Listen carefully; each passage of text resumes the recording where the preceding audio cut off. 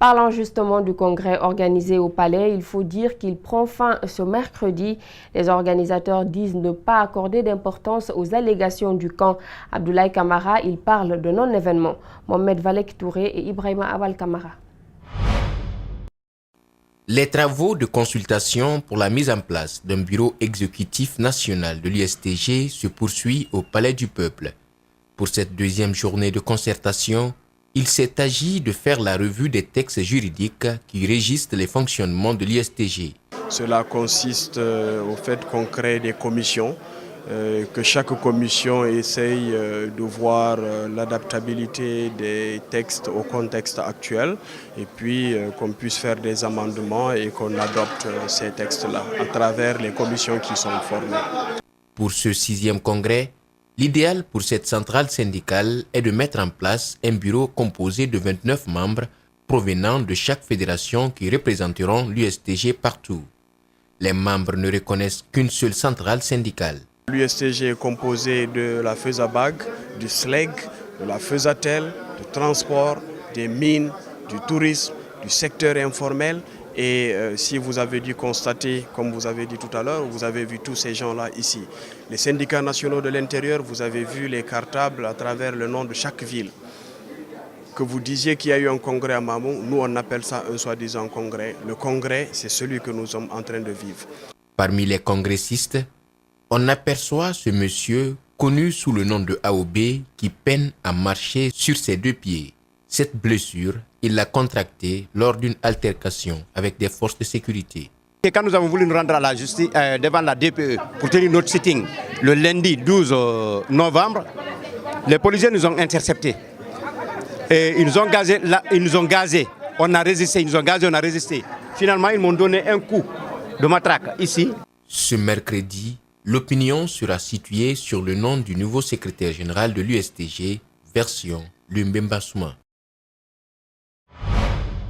Les maires de Kaloum et de Dixine, nouvellement élus pour un mandat de 5 ans, ont chacun des priorités. L'un compte rendre sa commune la plus propre et l'autre promouvoir la cohésion sociale entre ses citoyens. Malik Sandiana Kamara, Tchernosa Douba nous signe ce reportage. Aminata Touré, candidate indépendante lors des communales, elle est devenue la nouvelle maire de Kaloum. Kaloum, le centre administratif de la capitale, ici la priorité de la fille du premier président de la République de Guinée est de vaincre l'insalubrité. Ce projet, elle l'a toujours défendu pendant les campagnes électorales. Les priorités, vous savez que c'est la salubrité, la première priorité et c'est la première bataille. Dixine, une autre commune de Conakry désormais dirigée par Mamadou Samba Diallo pour 5 ans, ce nouveau maire, issu des rangs de l'IFDG, se fixe pour priorité le vivre ensemble entre les populations de sa commune. Notre première préoccupation, c'est de reconstruire totalement ce tissu social.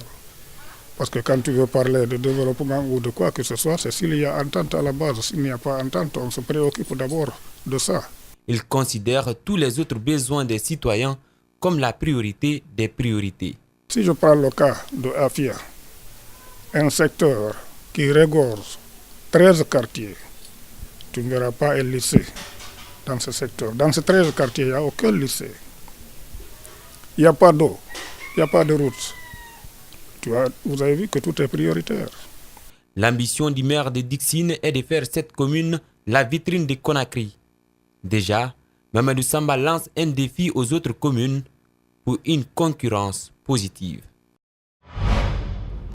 Le terre-plein central sur la route Le Prince est bourré d'ordures, une réalité qui attriste les citoyens. Ces derniers accusent les autorités d'être à la base de cette situation. Pour eux, ce sont les responsables qui ont donné le feu vert aux habitants des différents quartiers afin qu'ils déversent les ordures au beau milieu de la route. Reportage Abdoulaye Sadio Diallo, Abdoulaye Kamara.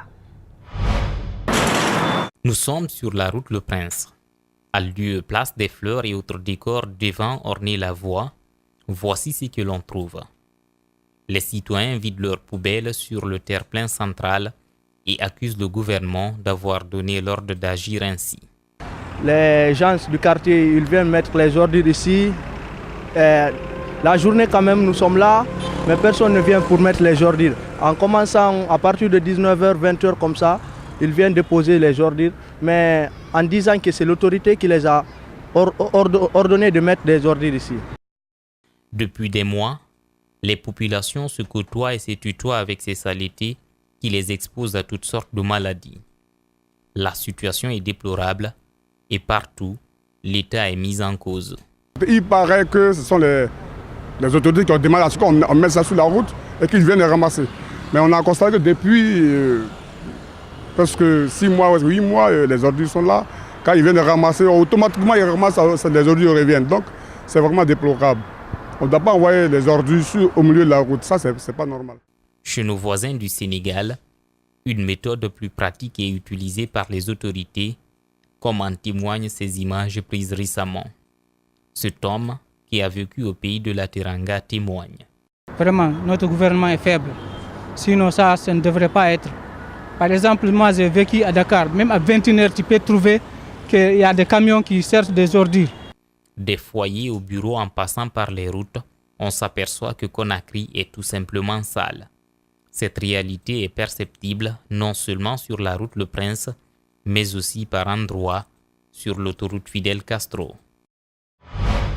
Fin de la formation axée sur le leadership jeune organisée par la structure Nord-Sud Communication. 200 jeunes ont participé à cette formation qui s'est soldée par une soirée d'échange avec des entrepreneurs de divers secteurs qui ont une certaine expérience. C'est un compte rendu signé Makiso et Alseni Camara. Les thèmes abordés sont entre autres jeunesse guinéenne et génie créateur ou encore engagement féminin dans la vie professionnelle. Cette dame a consacré son temps à une innovation dans le recyclage de pneus. Et cette licence-là n'a pas été un complexe pour moi d'aller dans les décharges et chez les mécaniciens, dans les garages, pour collecter les pneus qu'il me fallait pour la confection de mes meubles et articles de décoration. Les jeunes doivent avoir une référence et croire en soi. C'est le message de cet autre qui a investi dans l'agriculture. Tous les entrepreneurs vous diront, faites d'abord ce que vous voulez, ce que vous aimez faire.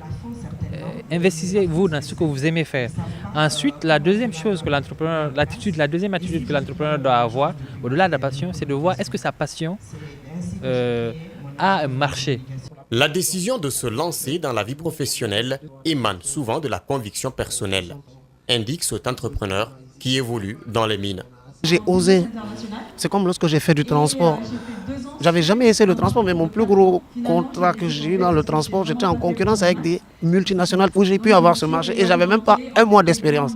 Nord-Sud Communication compte sur l'engagement des femmes dans la vie active, d'où l'initiative de ce thème engagement féminin dans la vie professionnelle. Les femmes ont toujours eu un rôle important en Guinée, mais elles n'ont pas su comment exploiter les compétences qu'elles ont. Aujourd'hui, on voit sur le podium, on a vu beaucoup de femmes, des femmes d'âges différents, des jeunes filles, des femmes qui sont là il y a longtemps, qui racontaient leur histoire, qui étaient en train d'expliquer comment vraiment elles ont pu franchir tous les obstacles-là et aujourd'hui, où elles en sont. Aujourd'hui, elles sont chefs d'entreprise, aujourd'hui, elles gèrent de grosses boîtes. Au moins une dizaine de personnes ont exposé sur leurs expériences et en appellent les jeunes à une prise de conscience. Voilà, c'est la fin de cette édition d'information. À tous, merci de l'avoir suivi. Merci également à toute l'équipe technique. L'actualité se poursuit sur Espace TV.